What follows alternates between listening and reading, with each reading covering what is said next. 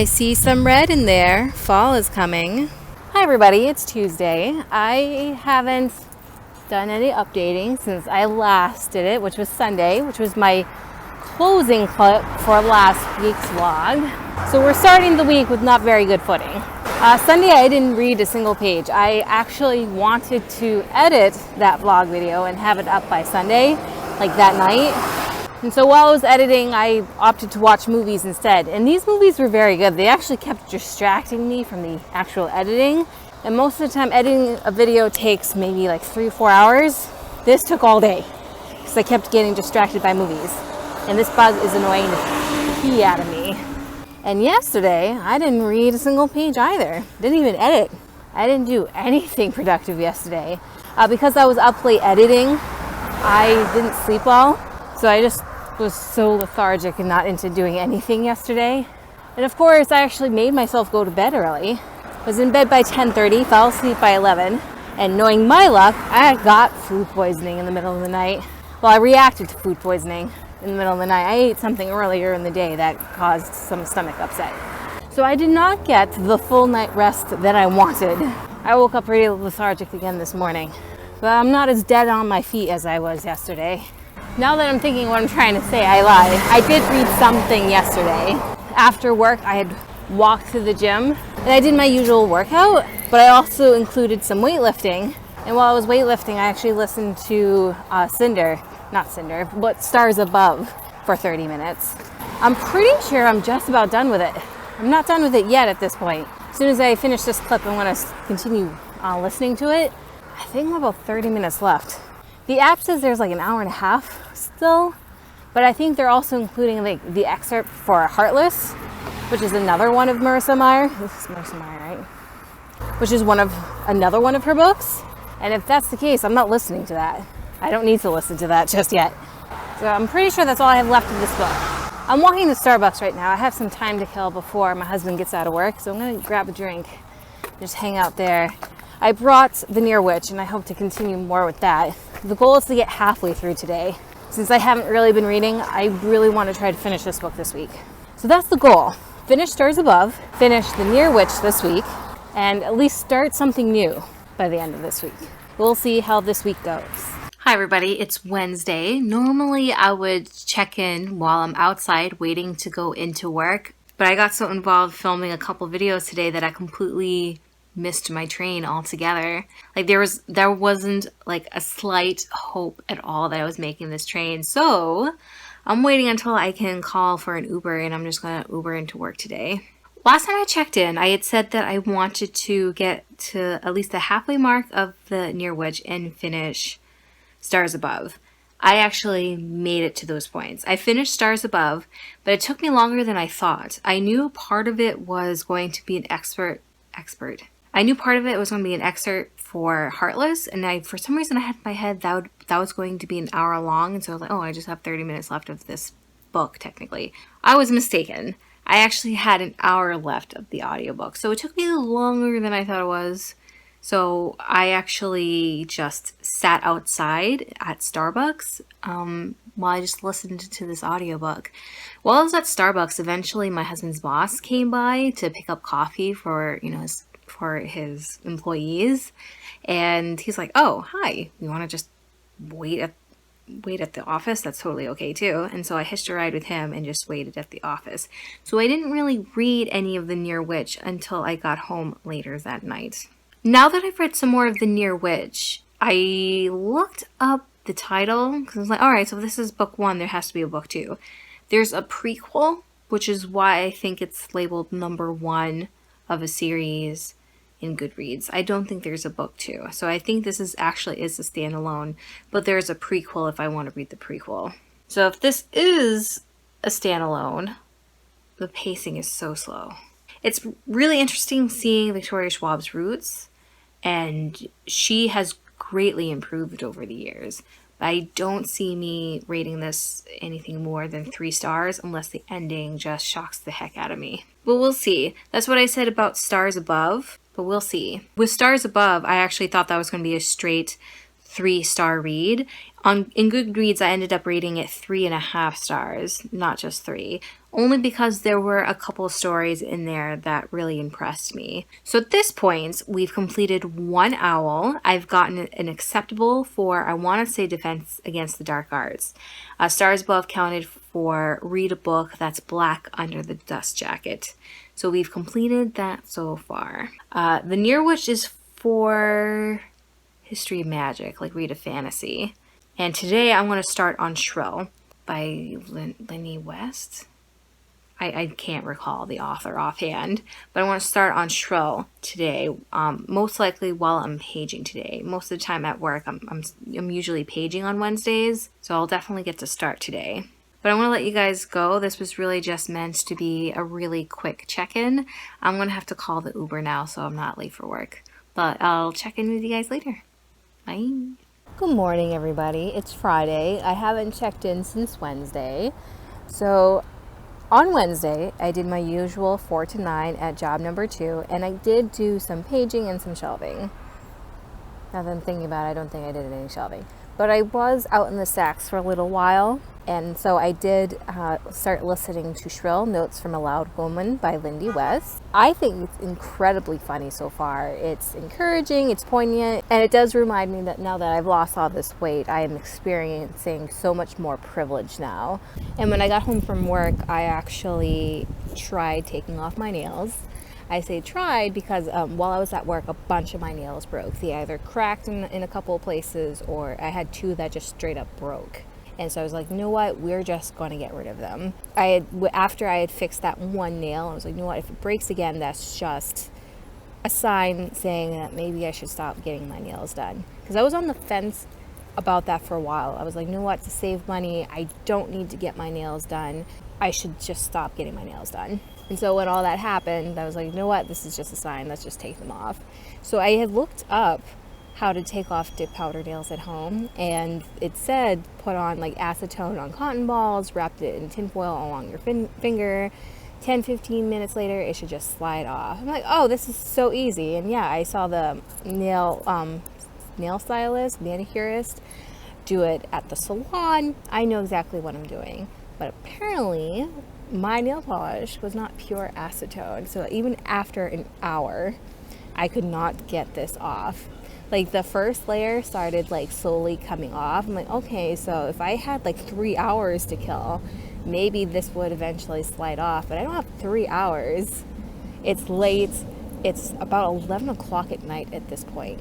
So I just started like prying them off, and I got most of them off. I think the only one that I could not get off was the one I got fixed. So I just clipped it short, and I'm just going to give it a week and then try it again. Thursday, I did my usual shift at job number 1, 9 to 2. I just continued doing this YouTube project that my boss is having me do, just adding links to our videos. Oh, and I also had my yearly review, and girl got a raise. So it makes it all much more worth it. Like, I don't think I'm doing a whole lot at this library. I don't think I had warranted this raise, but maybe I just don't see myself in such a positive light. But it was really cool getting that raise. We definitely need this raise. So I'm just really happy that I got it. And after work, I actually went into Boston. I had an acting class a few months ago, and I forget which readathon I was doing. I want to say it was the BookTube games. I was doing this acting class where I was volunteering my time. Basically, this casting director in Boston also teaches or helps teach this directing class at BU. And so to really show these student directors how to work with actors, she wants professional actors to come in and work with them, so they know what to expect hiring professional actors. It's like an 8-week commitment usually. I think maybe up to 10 or 12 weeks. It's a pretty long commitment, and as a thank you for us like volunteering our time, she actually holds like an audition workshop at her casting office. And I usually try to go because it is really worth it to try to get to this audition workshop. I usually pick a monologue, or not a monologue, but like some sides that I'm not all that confident in, just to get some notes on. Like this time I picked a comedy sides from a comedy show. I don't think I'm the greatest at comedy. Fabulous at drama, on comedy. So that's what I use so I can actually get a learning opportunity out of it. And afterwards, she was very kind, and her casting assistants, they answered our questions of what it's like behind the camera or like behind the scenes during the casting process. And I found out some really cool things. I found out that there's this really cool movie coming to Boston, and I hope so much that I get an audition for it. She had me actually audition for Little Women, and I'm really sad I didn't get in this movie. Oh, there's a train.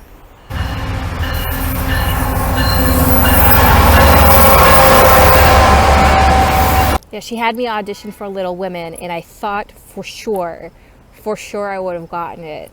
And because I really rocked this audition, I had such great notes, and it was a part that I easily could have got.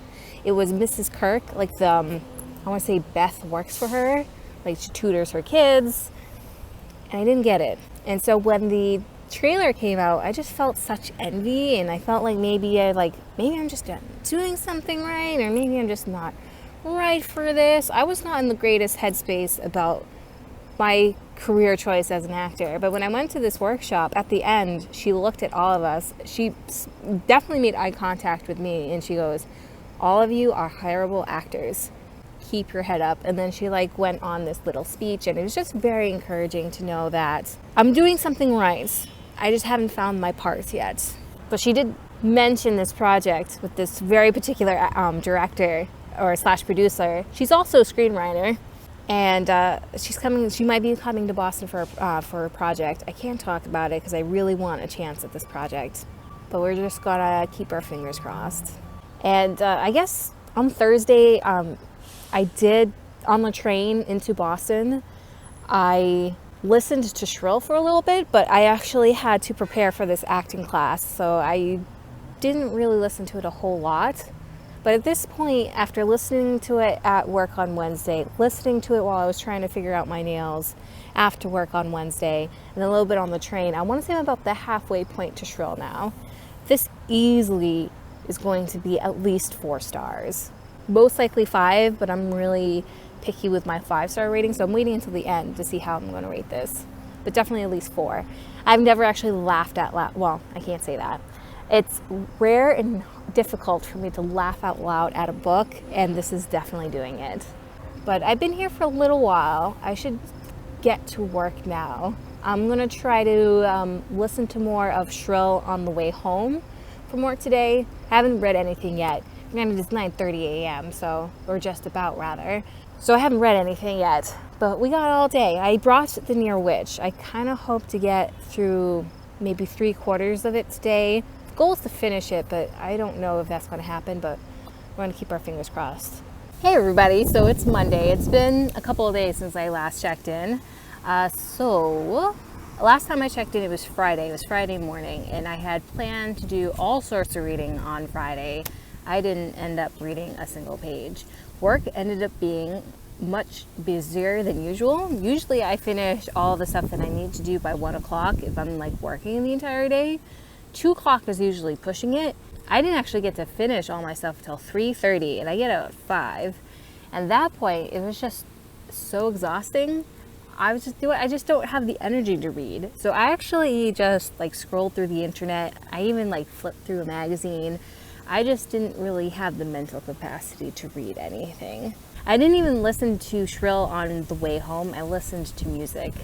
It wasn't until Saturday the next day, while I was working in the workroom, I was in the back with the sorter, that I listened to Shrill for a tiny, tiny bit.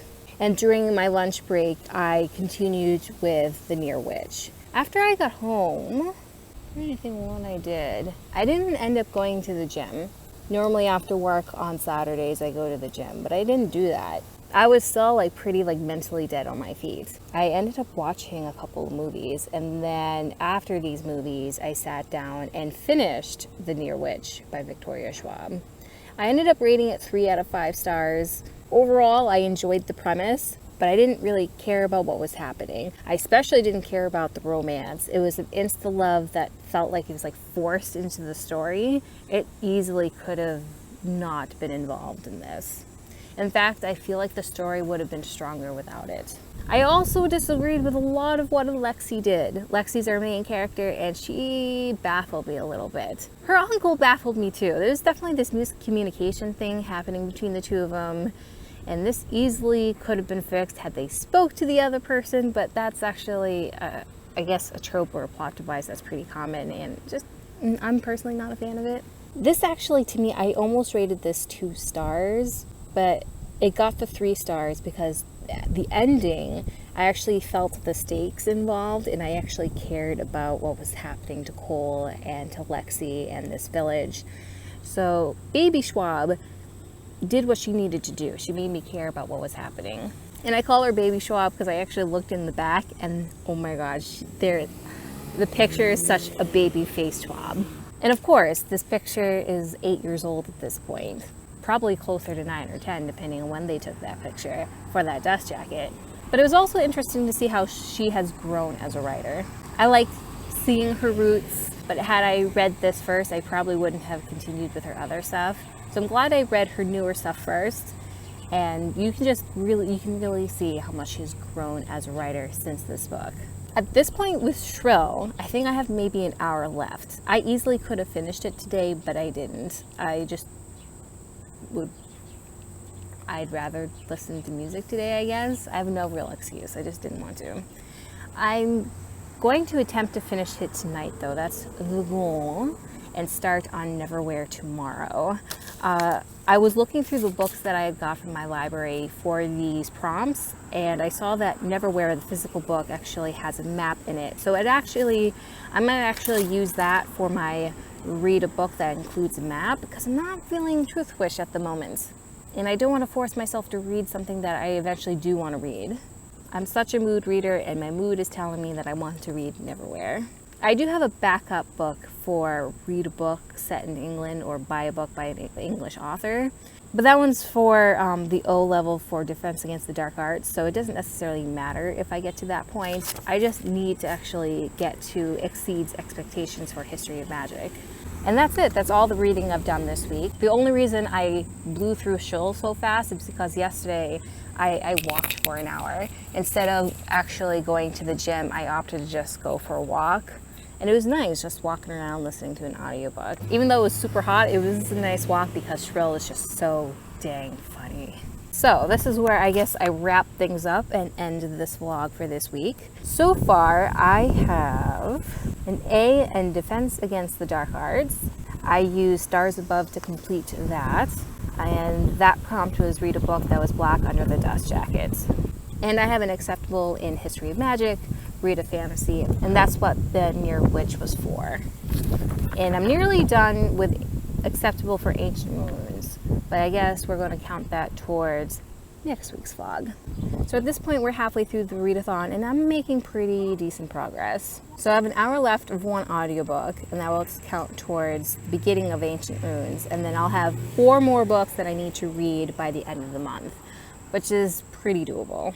All right, well, I guess I'll leave you guys here. I'm right outside of the gym, so I think I'm just going to work out the booty, listen to an audiobook, and then just relax for the rest of the night. No, I can't do that. I need to actually edit this vlog. If I want to stay on the 3 videos a week schedule, I really need to edit and post something today, because I didn't do that yesterday. So that is the plan. Work the booty, finish an audiobook, and edit and post a video today.